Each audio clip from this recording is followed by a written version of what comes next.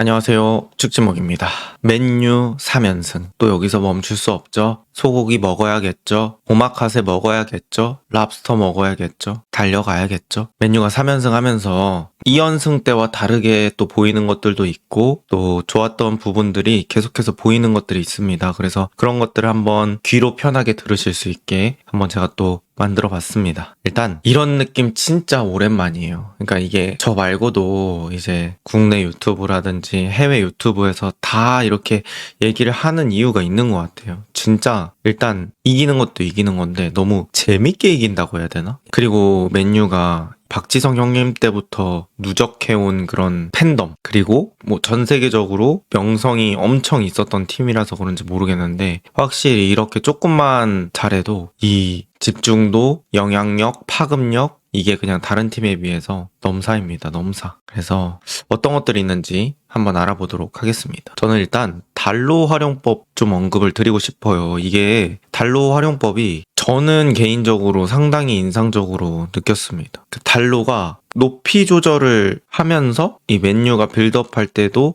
여러 가지 이득을 보더라고요. 어제는 루크쇼가 왼쪽 윙어 정도 위치로 올라가면서 리산드로, 맥과이어, 달로 이렇게 백스리를 구성하는 약간의 변형 스림백 같은 느낌이 있었는데 이제 거기서 달로가 우측 센터백 역할을 하다가 또 공격이나 속공 전환 이럴 때는 이 아마드 근처로 붙어주면서 우측의 공격 숫자를 또 늘려주는 역할을 했어요. 그래서 이 달로의 움직임이 생각보다 맨유에서 전술적으로 포인트가 되는 부분이 많다. 저는 이렇게 느꼈습니다. 달로가 위로 달로 갈 땐 진짜 좋은 장면 많이 나온다. 맨더비 때도 그랬고 이번 경기 때도 그랬고 왼쪽에서 짧게 짜자자자작 하다가 이 오른쪽으로 공이 넘어가려고 하는 타이밍에 달로가 미친 듯이 앞으로 달로 가죠. 그래가지고 그 공을 받아서 전개해주고 이런 부분이 있는데 저는 달로가 그 왼쪽 윙백이나 오른쪽 윙백일 때는 1대1 돌파에 대한 부담이 너무 많이 주어졌다고 생각을 했어요. 근데 이 풀백을 하다 보니까 1대1 돌파 대신에 움직임으로 승부를 볼 수 있는, 그러니까 기술력보다는 어떤 접근성, 그 다음에 체력 이런 것들로 승부를 볼 수 있는 그게 세팅이 잘 돼서 저는 이 달로가 포백으로 오고 나서 조금 더 좋게 활용을 할 수 있지 않나 이렇게 생각을 합니다. 달로 은근 또 중요한 선수다 이렇게 느꼈고요. 그 다음 세트피스입니다. 이번 경기에서 맨유가 세트피스로 득점을 했는데 세트피스는 사실 몰인볼 때부터 강력했습니다. 지금 맨유 세트피스로 24경기 12득점이에요. 그러니까 2경기당 한 골씩은 세트피스로 골을 넣고 있는 거죠. 저는 세트피스가 주무기가 돼서는 안 된다고 생각해요. 대신 세트피스가 어떤 그 팀이 잘할 때는 그 흐름을 더 강화시켜주고 그 팀이 못할 때는 그거에 브레이크를 걸어줄 수 있는 그런 장치가 된다고 해야 되나? 그래서 이 몰인볼 때부터 강했던 맨유의 세트피스 아주 좋고요. 또 세트피스라는 건 상대의 수비 형태와 상관없이 아주 좋은 도구가 되고 세트피스로 골을 넣음으로 인해서 상대방을 더 공격적인 태도로 임할 수 있게 바꾸잖아요. 그러면 또 거기서 생긴 공간을 바탕으로 뭐 맨유의 전술을 수행할 수도 있고 어쨌든 세트피스는 절대선이라고 해야 되나? 잘하면 무조건 좋은 건데 맨유가 이 부분에서 또 잘하고 있다. 그리고 저는 이런 거 되게 많이 보거든요. 그러니까 이렇게 최근에 축구하는 팀들 보면 뭐 맨유가 못할 때 저는 로드 투 윈이라고 쳐요. 유튜브에. 맨체스터 유나이티드 로드 투 윈 이렇게 치면 몇 시즌에 맨유가 우승할 때 어떤 득점 모음 영상이 올라오거든요. 그런 것들 보면은 맨유가 역습으로 골 넣을 때도 많긴 했지만 세트피스로 득점하는 장면 되게 많았다. 호날두가 있을 때도 그렇고 반페르시가 있었을 때도 그렇고 이 세트피스에서 은근 비디칩 이런 선수들이 헤더로 넣는 득점 많았고요. 어쨌든 맨유가 은근 또 세트피스에 강했던 그런 팀 컬러가 아직까지 유지되고 있는 게 아닌가 라는 생각이고요. 그 다음에 카세미루가 저번에 뭐 유로파 때부터든지 언제든지 이 카세미루의 득점도 되게 자주 일어나는 것 같아요. 그래서 이 카세미루 요번에도 득점을 잘했다 이렇게 볼 수 있을 것 같습니다. 그 다음 센터백 듀오입니다. 일단 리산드로 마르티네즈. 와, 진짜 축구 잘합니다. 저는 센터백들은 공 잘 차는 유형도 있긴 하지만 운동 능력으로 찍어 누르는 유형도 꽤나 많다고 생각을 하거든요. 근데 리산드로 마르티네즈는 제가 아는 센터백들 중에 거의 제일 공 잘 차는 선수가 아닐까 싶을 정도로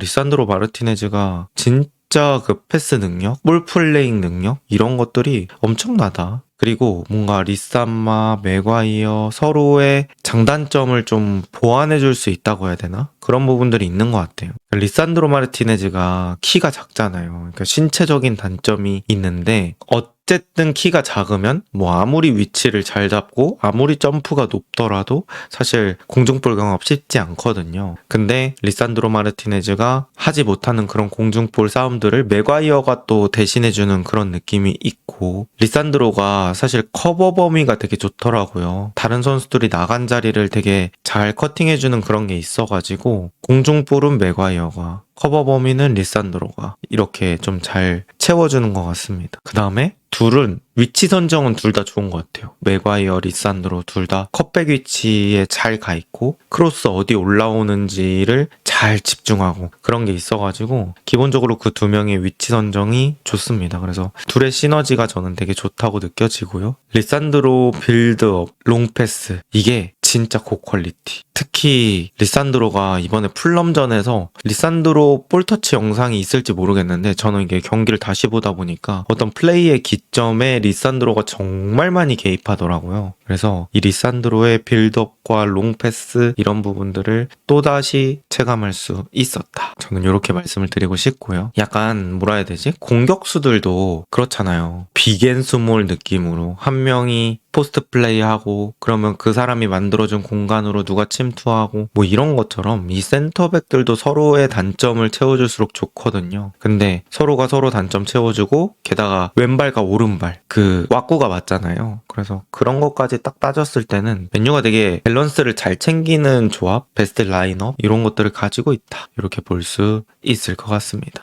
그 다음에 공 잘 차는 산미들. 브루노 페르난데스 말할 게 있나요? 그냥 도라이. 축구 너무 잘함. 브루노 페르난데스는 상대가 어떤 수준이든 상대가 템백을 하든 라인을 올리든 뭘 하든 압박을 하든 그냥 상성이 없어요. 그냥 잘해. 삼선에서도 잘하는 선수야. 근데 자기 위치 해주니까 미친 듯이 잘해. 뭐 어떻게 더 표현을 해야 될지 모르겠어요. 브루노 페르난데스는 도사다 도사. 맨유 성적이 지금보다 조금만 더 좋았으면 브루노는 훨씬 더 다른 평가를 받을 수 있는 선수다. 저는 이렇게 느껴지고요. 그 다음 코비 마이누. 엄청난 기술력 그리고 좁은 공간 특화 미드필더. 저는 이렇게 표현을 하고 싶습니다. 그러니까 마이누는 특히 공간이 없을 때 본인의 이름값과 가치를 더 널리 펼칠 수 있는 선수 같아요. 좁은 공간에서 자기가 드리블도 잘 치지만 이 주고받는 패스가 되게 좋아요. 나의 동료를 위험에 빠뜨리지 않는 패스를 하면서도 자기가 또다시 받을 수 있는 패스기를 만들어준다.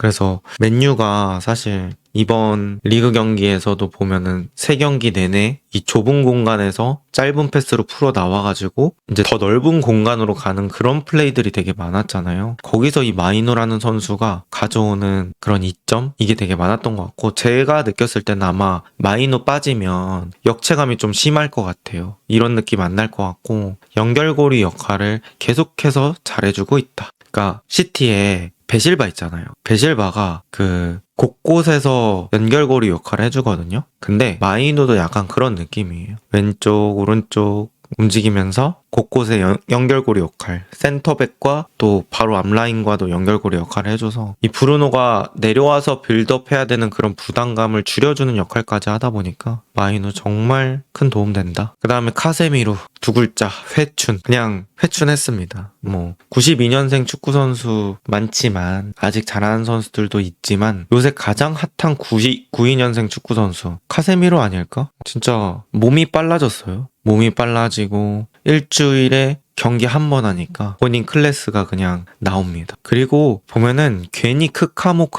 했던 게 아니에요. 전 세계를 호령했던 선수가 아니에요. 만약에 우리가 흔히 얘기하는 그런 똥바지 있잖아요. 만약에 크로스 모드리치 똥바지만 했다? 그러면 카세미루가 계속 주전을 하진 못했을 거예요. 카세미루도 실력이 있으니까, 빌드업 능력이 있고 공을 잘 차니까 그 레알 전성기 멤버에 속해 있었던 거죠. 그래서 이 카세미루도 신체적인 능력과 체력만 받쳐준다면 공을 진짜 잘 차는 선수다. 이런 것들을 계속해서 느끼고 있습니다. 근데 뭐 한편으로는 이게 일주일 한 게임이라서 또 유지가 되는 걸 수도 있겠다라는 생각이고요. 어쨌든 좋습니다. 그래서 서브 퀄리티만 조금 더 올라오면 좋을 것 같아요. 우가르테 사실 케빈 가마차기 득점할 때 우가르테 얘기하시는 분도 있더라고요. 근데 저는 그거는 우가르테가 못했다기보다는 상대 공격수를 칭찬하는 게 맞을 것 같습니다. 그것까지 뭐 우가르테한테 뭐라 하기에는 너무 가혹한 것 같고, 어쨌든 우가르테도 저는 아모림 볼 때보다는 그러니까 역할 부여가 조금 더 단순해지고 그리고 빌드업에 대한 부담이 좀 줄어들면서 그래도 포백 때는 조금 더 나아졌다고 느꼈거든요. 그래서 우가르테도 후반전에 계속 기용을 하면서 경기 감각 유지시키는 거, 요거는 또 중요할 것 같습니다. 그 다음 맞는 자리 맞는 옷.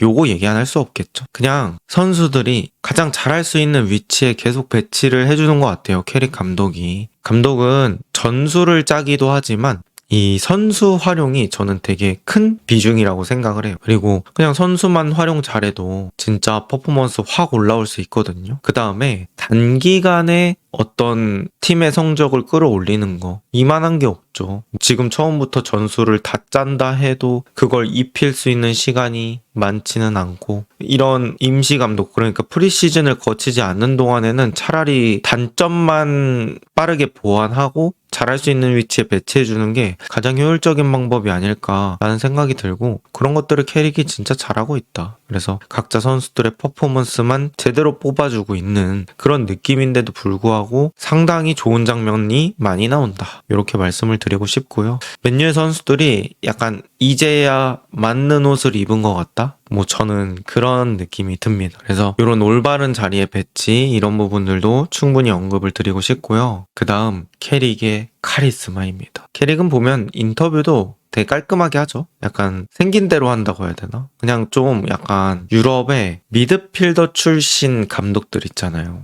캐릭이나 사비 알론소, 파브레가스, 이런 사람들이 막 잘하고 인터뷰할 때 보면은 되게 멋있는 것 같아. 근데 어쨌든 캐릭이 인터뷰도 뭐 이겼을 때 이거 너무 흥분하지 말라고, 그리고 이게 우리 경기력의 어떤 노말이 돼야 된다, 뭐 이런 얘기들 많이 했잖아요. 그래서 이 캐릭이라는 감독이 정말 또 맨유에서는 큰 역할을 하고 있고 카리스마가 있어요. 그러니까 사실 여러분도 아시겠지만 잘될 땐 인터뷰가 좀 쉬워요. 뭐 세게 말해도 멋있잖아요. 이겼으니까 세게 말하면 스타성이, 또 무게감 있게 말해도 멋있죠. 이 감독은 이겼다고 호들갑 안 떠네, 이럴 수 있잖아요. 그리고 이겼을 때는 일단 인터뷰 할 때 질문이 그렇게 날카롭지가 않아요. 뭐 요 부분도 간과할 수는 없습니다. 그럼에도 캐릭 되게 잘하고 있고요. 항상성을 강조하더라고요. 그러니까 항상 비슷해야 된다. 우리가 잘하고 있는 건 맞지만 이런 부분들이 유지가 돼야 된다. 이렇게 얘기를 하고 있고, 인터뷰 보니까 풀럼에 대한 경계심도 끝까지 놓지 않았던 거, 이런 것들이 승리에 기여를 했던 것 같습니다. 근데 말 이렇게 묵직하게 하고 성적까지 나오잖아요. 내가 캐릭을 믿고 갔더니 나 세계에서 주목받는 선수가 되기도 하고 우리 팀이 잘 되기도 하고, 이렇게 되면 내 상품 가치도 올라가고 내 축구 인생에서도 바뀌는 게 많겠다 라고 이렇게 생각이 드는 순간 선수들은 감독에게 충성을 다하게 되죠. 이제 그런 부분들이 또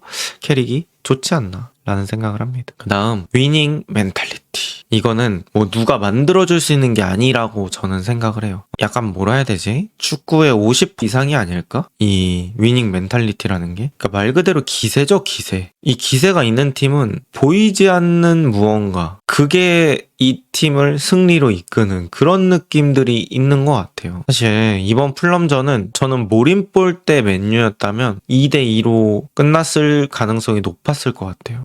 약간 뭐 케빈의 중거리 슈팅 같은 경우에는 재앙이다 보니까 뭐 그런 부분들 어쩔 수 없고, 거기서 이제 따라가는 게 좀 어려웠을 것 같은데 맨유는 포기하지 않고 또 다시 승리를 만들어낸 거 보고 확실히 이 기세, 위닝 멘탈리티, 이런 것들이 맨유가 살아있다. 이 위닝 멘탈리티는 계속 가지고만 있으면, 꺼트리지만 않는다면 가장 무서운 전술입니다. 가장 무서운 전략이고요. 가장 무서운 시스템입니다. 이것만 잘 유지한다면 맨유가 지금 흐름 훨씬 더 잘 유지할 수 있겠다. 또 근데 이번에 맞상대가 토트넘이 되죠. 토트넘 또 강력한데, 그러니까 토트넘이 뭐랄까, 객관적인 전력은 지금 맨유에 비해서는 약해 보이는 게 맞아요. 실제로 약하다고 얘기해도 무방하고요. 하지만 또 시티전 하는 거 보니까 토트넘이 은근 또 발목을 잘 잡더라고요. 그래서 이 토트넘도 맨유가 깰 수 있을지를 한번 봐야 될 것 같습니다. 그 다음, 제가 사실 아모림 시절에 시간이 아까웠다고 생각하는 그런 부분들도 있었어요. 하지만 정리는 잘했다.